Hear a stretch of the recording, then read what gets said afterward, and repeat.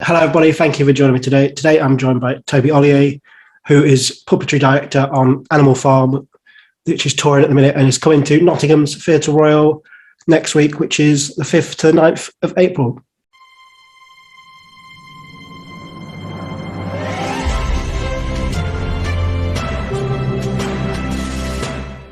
Toby, thank you for joining me today. Can you start by introducing yourself and telling me a little bit about your role as puppetry director on Animal Farm?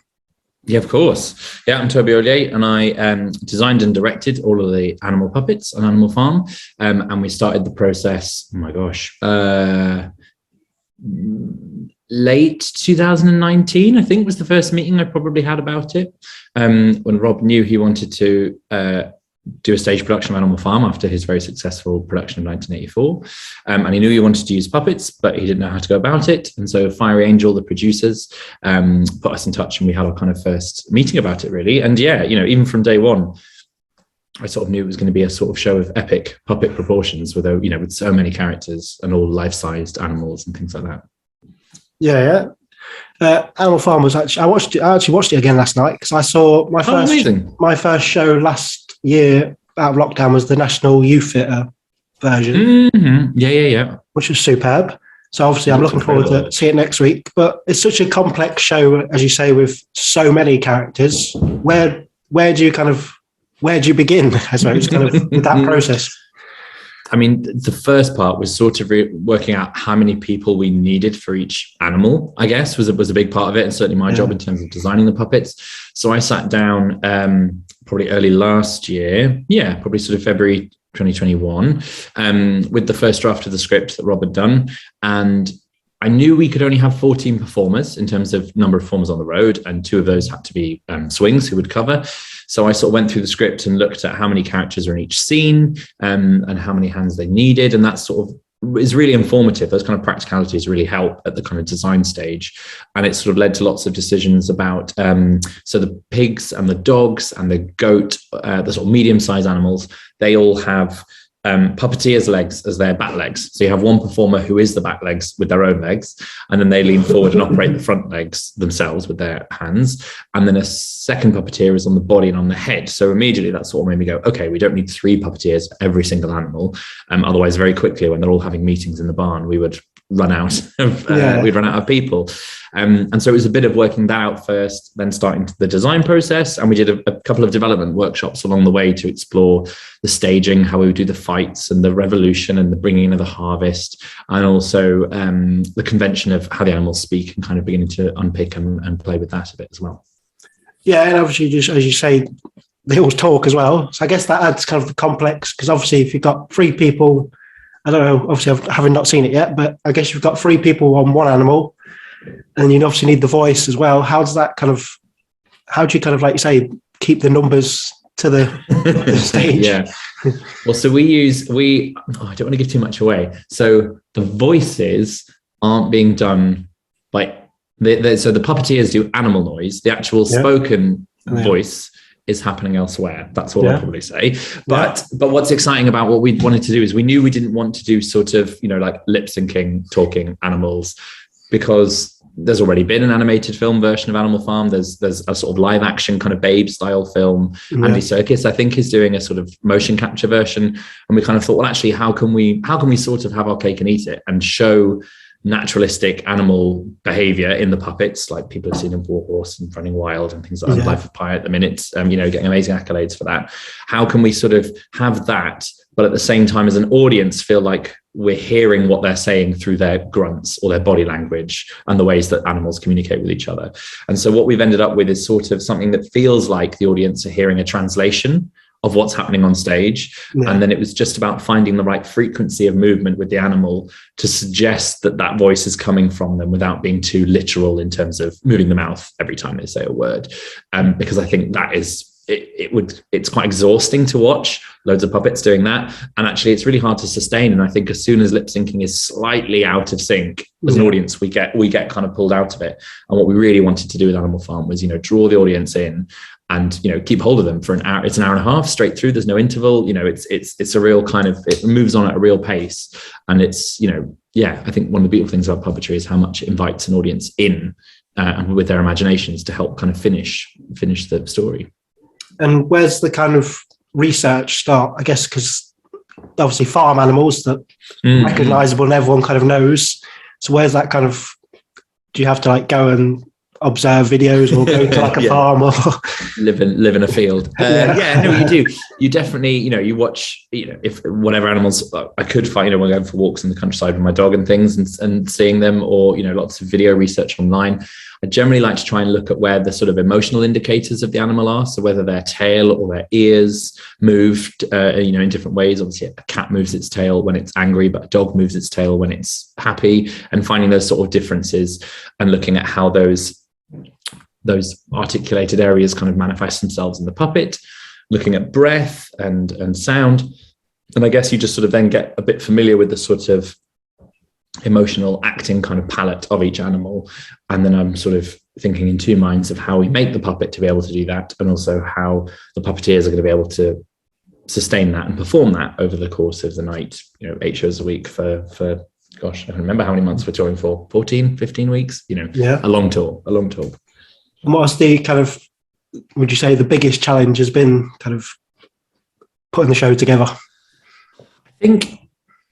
I think it's been the coordination of so many puppet characters in one scene. I mean, we have over 30 life-size animal puppets in the show itself. They're not all in every scene just because we'd run out of hands. Yeah. But when they have meetings in the barn, sometimes we've got upwards of, I'm trying to count them, upwards of sort of 8 to 12 characters on stage at any one time.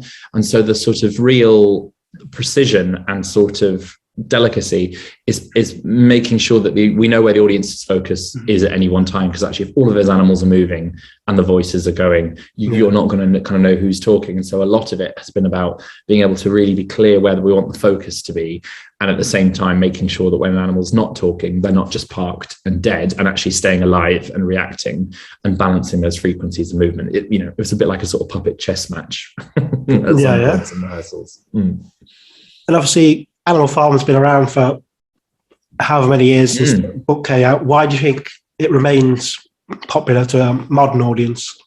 I mean, terrifyingly, with everything we've had in the last few years, its themes of kind of tyranny and kind of right-wing uprising feel more powerful now than ever. And I think we knew when we the original novel is sort of an allegory for the Russian Revolution, and I think we knew we wanted to keep it relevant to any political situation from any time. I think it's written as a sort of allegory of that. But as we said, it's more relevant now than it was then. And I think themes of the animals wanting to take back control and various kind of phrases that we hear in the media, you just think, that's happening again right now. We've gone through that cycle.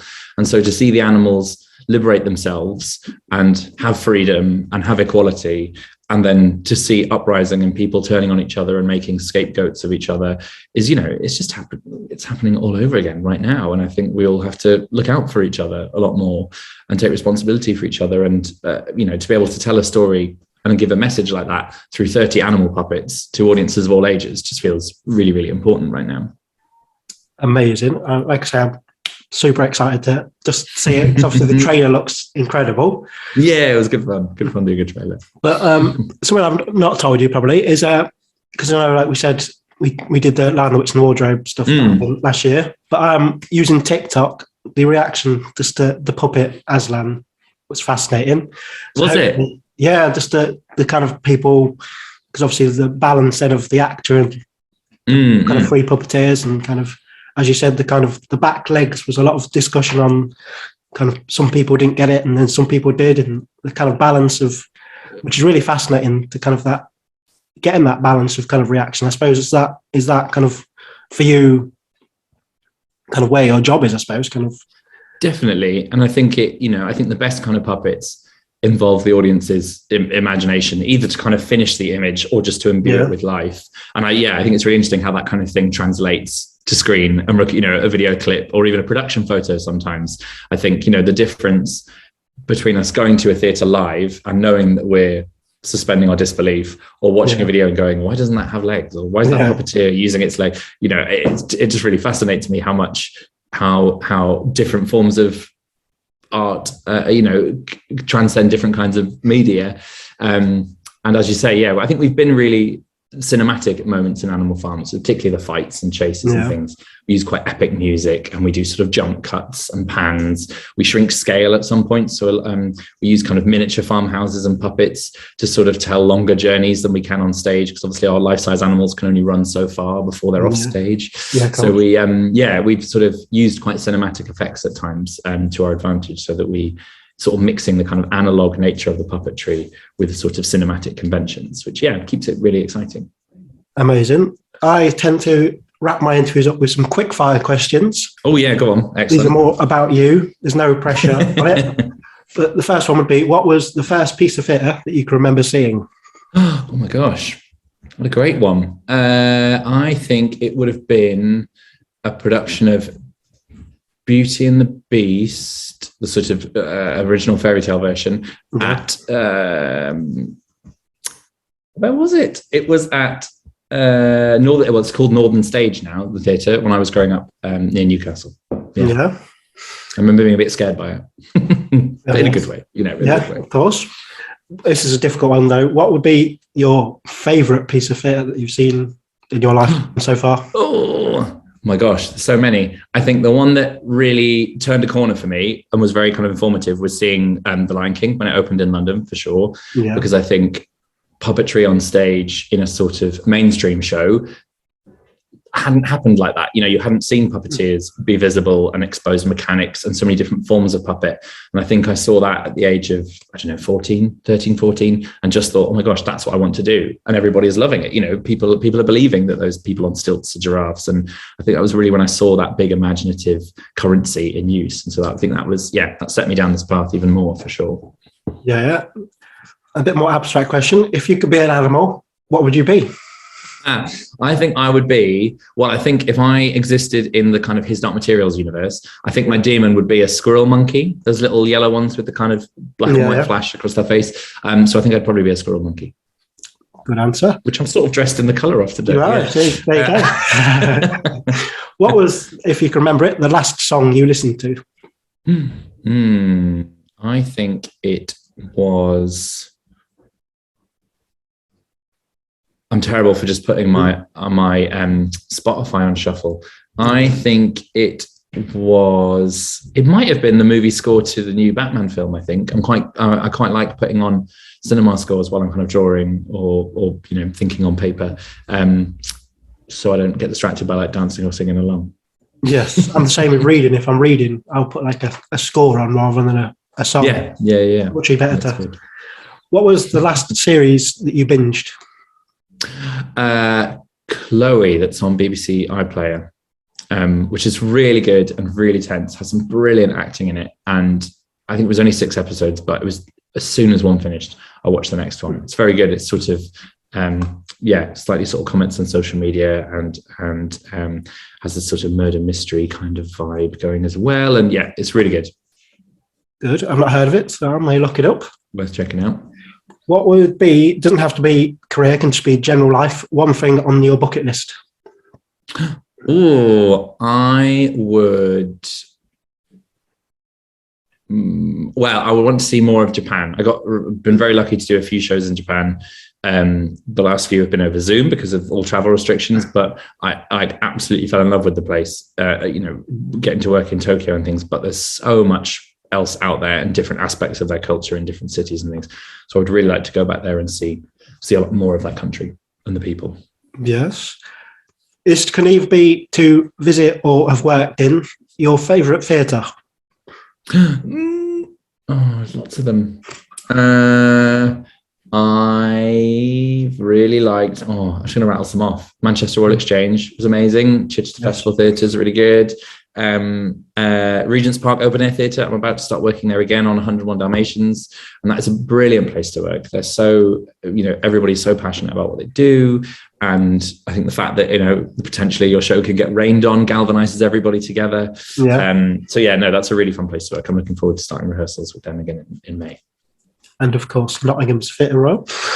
Yeah, of course. Of course. Honestly, seeing how Animal Farm fits into, we're going to so many venues, and I think seeing how the show fits in different spaces gives it such a different lease of life. And I think that our cast every week love the fact that their relationship to the audience is different, or sometimes the size of our proscenium slightly shifts, and so they end up in different proximity to each other. But yeah, I'm really curious to see what audiences in Nottingham think of it. Amazing. And what was the last book that you read?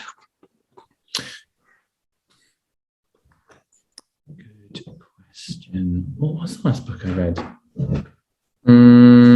I read a book called Wolf Wilder, which is sort of a kind of slightly fairy tale-y, slightly fantasy sort of epic that I think will make a really good piece of theatre. So we'll see. Amazing. And if you weren't in theatre, what do you think you'd be doing? I was thinking about that this morning. I think I would either be a paleontologist, because I love dinosaurs, or some kind of zookeeper, probably working in the squirrel monkey enclosure. There you go. And what would be the best piece of advice you've ever been given? Several people in their own way have said the same sort of bit of advice over the years when I was both kind of training and people, is that less is more, especially in theatre. When you think about design, or you think about acting, as soon as you feel like you're overselling or over designing or giving away the whole picture, you're sort of not meeting the audience halfway or drawing them in. And I think that's some of my favorite pieces of theatre, like Lion King, involve the audience in helping to complete an image or imbue themselves onto a puppet. And, some of the greatest actors, that's what they end up doing, is they invite you into what they're thinking and feeling. And so I think, less is more is something I always have in my mind whenever I'm approaching a new project and thinking about how best to kind of get the audience to believe and care about the show. Amazing. This is not a quick fire question. I've just one I thought of. Obviously with a tour like Animal Farm, like say 14 kind of 15 months, kind of how do you kind of maintain the puppets kind of for that time? With a lot of hard work on behalf of a very amazing puppet technician called Rosie, who's on Animal Farm, who's sort of part farmer, part stage manager. And so what's interesting about Animal Farm is a lot of the techniques and mechanisms and we'd used I hadn't done before and my team hadn't made before. So I think we were really aware that we made a lot of prototypes during the development stages to try and work some of those kinks out. But certain things, you never know how they're going to behave until they've done a certain amount of shows. And so, once you get into a run a certain amount, you begin to see where the points are that are absorbing impact, or where the joints start to kind of wear because they're just under repetitive use with the animal running and things like that. So one of our stage management team, Rosie, is sort of designated puppet technician, and she's amazing. She's really meticulous and is taking brilliant care of the puppets. Yeah. Amazing. And my final question for you today is the simple one of why should audiences come and see Animal Farm?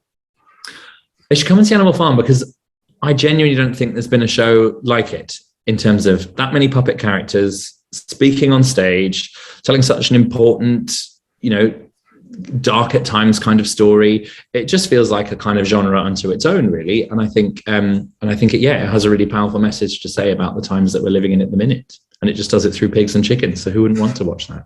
Very true. Well, Toby, thank you for your time today. Link for tickets for Nottingham's run of Animal Farm and the tour will be in the description below. And I say, Toby, thank you for your time. I'm looking forward to seeing it next week. Thanks so much.